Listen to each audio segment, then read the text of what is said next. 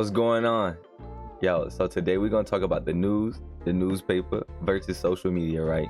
If you grew up anything like I did, you know, walking in the kitchen, walking in the living room in the morning, you gonna see your grandparents with that newspaper or them watching the news, whether it be your grandparents or your parents, whatever. The time has come, right? The jig is up.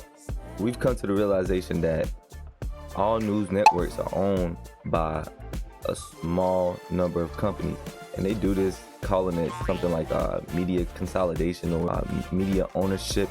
I don't know, something like that, something crazy. Anyways, there's major issues with this though, right? Because it dulls the quality of the news in ways of, like, you know, you only get certain perspectives in the media. They may also prioritize profits over good journalistic values, things that include transparency, accuracy, objectivity. With all that being said, it leads me to believe they will release reports that are biased. They will release reports that push agenda.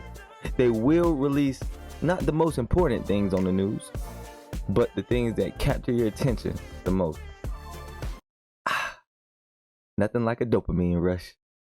Tune in here at 2 for part 2, live from the Psych Expansion Podcast. I'm out. So, on the other hand, you have social media. You have diversity and different perspectives in the media, which are tailored and customized to your beliefs and likings, right? You can choose who you want to follow, you know, based off of credibility. You have a community of like minds, and you also have the opinions from the ops and people that don't agree with what you believe in. You have real-time updates, like breaking news, and you also have less filtered reports, which is all great, right? All of that sounds real nice, you know what I'm saying?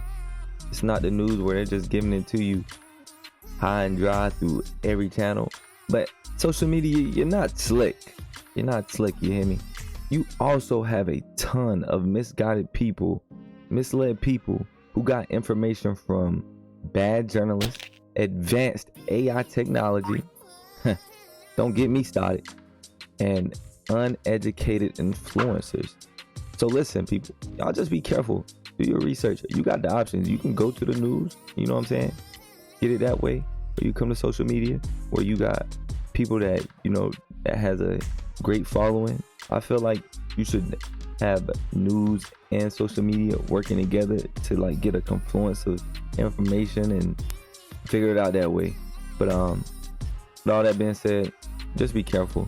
Do your research and follow the Psych Expansion Podcast, you know what I'm saying, on YouTube and Instagram. We out, baby.